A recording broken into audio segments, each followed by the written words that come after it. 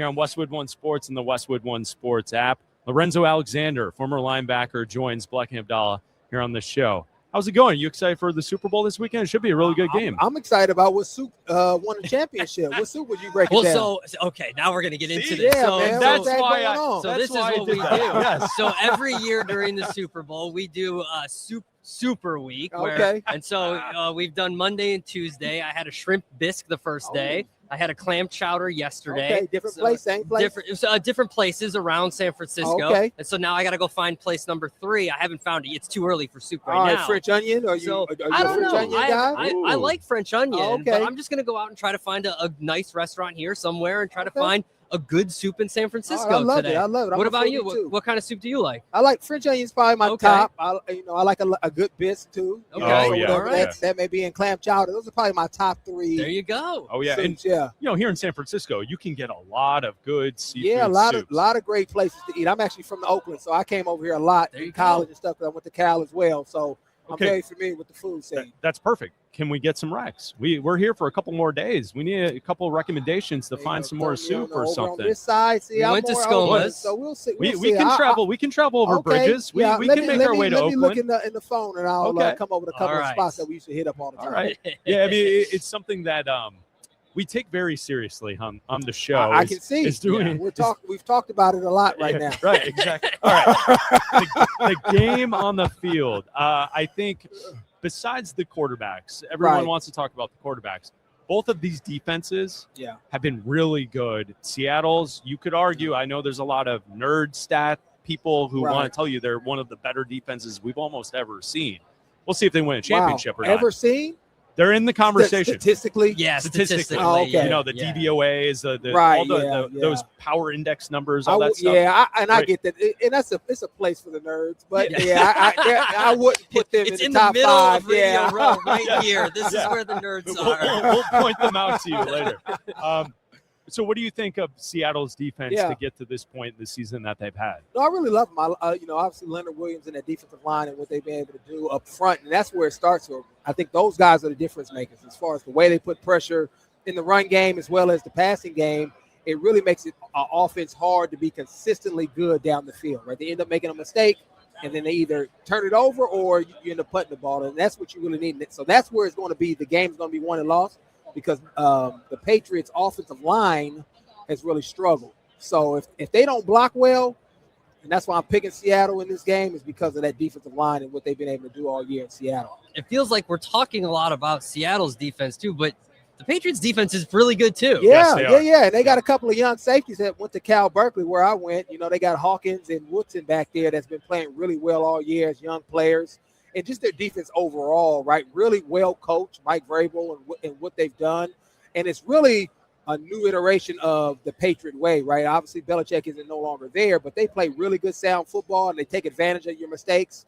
And that's how they win a lot of games, right? Mm-hmm. The old adage in the NFL, right? Who plays the longest, the smartest, typically wins. And they don't make many mistakes. But when you do, they capitalize on them, just like we saw in the AFC Championship game. There's something to be said about that because I always felt like the concept of like the Patriot way. Yeah. The one thing that I always thought as someone who just watches football is every smart decision that adds up at the end. Correct. Where I always felt like the Belichick Brady Patriots that were winning Super Bowls, like it didn't really matter what took place in the first couple of quarters. Right. And then in the end, as long as they're hanging around, they've done enough to execute when it mattered. And I do feel like Vrabel brings that same type of kind of tactic or like style to the New England Patriots. They're real situational based. The middle eight, as they've coined it now, and he's done that for years. Winning at the end of the half and opening up the second half. And then obviously the 2-minute and the 4-minute situations. And that's where most people, because that's typically a lot of pressure,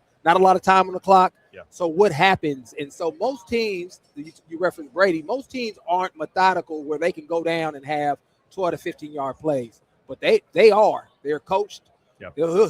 Brady would throw the check down every time if you gave it to him, and he'll take the 3-4 yards because 3-4 yards is going to be a first down, right? And most people don't have the patience to do that, but they're really taught well to do that. And I think they're continuing that same type of strategy in terms of how they win in games. Because when you watch them, it's not like, oh, man, they're explosive. It's just real methodical.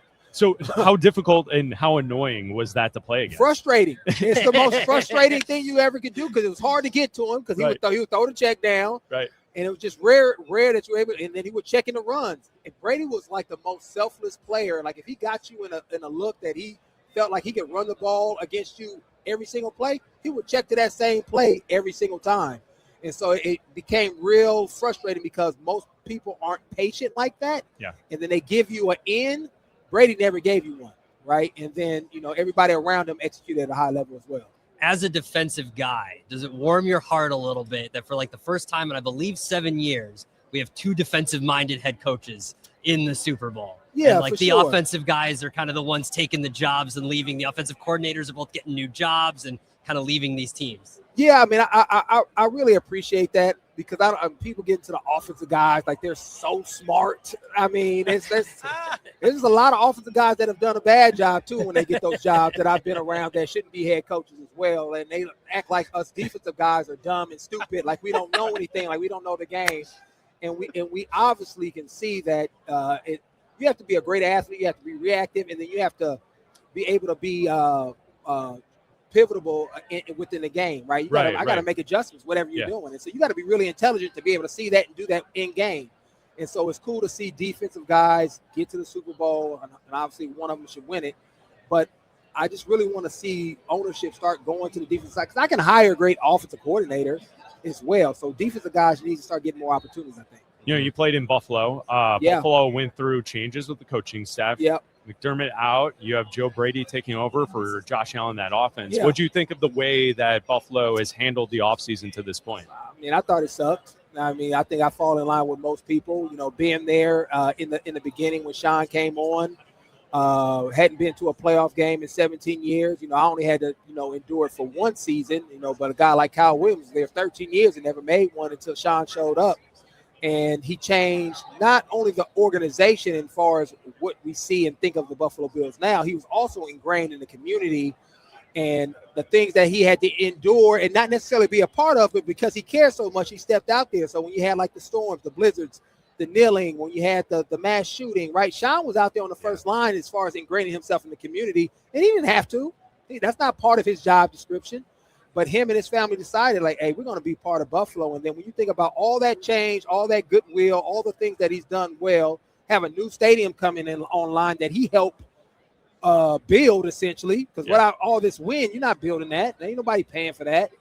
And then you let him go in the fashion, and then watching the press conference is just hard to watch. It's just really hard because I know him, and that's the hard part of the business that most people, don't get to see often. We just got to see it right on TV and watch it. So we talked about it last week on the show, and we ripped ownership and the way they handled that press conference. Mm-hmm. And we said that if Josh Allen wasn't there, correct, that would be they would be on the same level with the Cleveland Browns.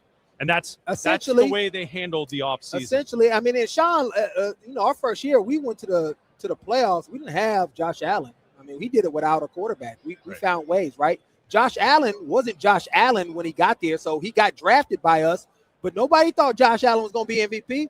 So what happened? He got developed. Coaching occurred, right? Whether that was in-house or out-of-house. So when you get to here and then you separate, you like, well, the coaching had to matter somewhat. So if we're making a change, why isn't it a holistic change?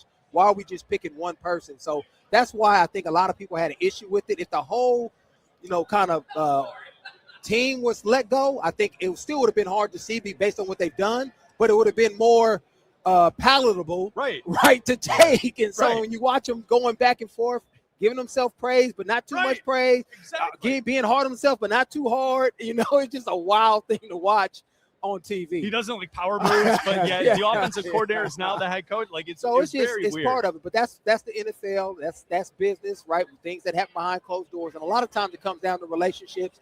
Who's close to who and who gets hired. And that's just it's the ugly side of sports that most people don't get to see often. Can you tell us about the work you're doing with Basket of Hope and the Super Baskets of Hope? Yeah, so I've been a part of this organization from 2010, and what we do, we partner with Tony Dungy's a part of it, Kirk Warner, so some great men in the league that I've got to witness and see and be next to, delivering baskets to hospitals, right? Families, kids that have been in the hospital for months, days at a time, right? Dealing with cancer, different type of ailments, and just trying to bring some joy, some hope, right? As a parent myself of 4 kids, when my kids get sick and we're just at the house, I have high anxiety. So I can only imagine what those parents are going through. So if people want to be a part of it, superbasketsofhope.org. You can donate. You can donate your time to help put the baskets together. And in some cities, you can actually help go out and deliver them. So we have current players, former players all doing this. And the cool thing for me, we get to go do it in Children's Hospital tomorrow on the Oakland side, where I grew up, probably about 3 blocks away from it.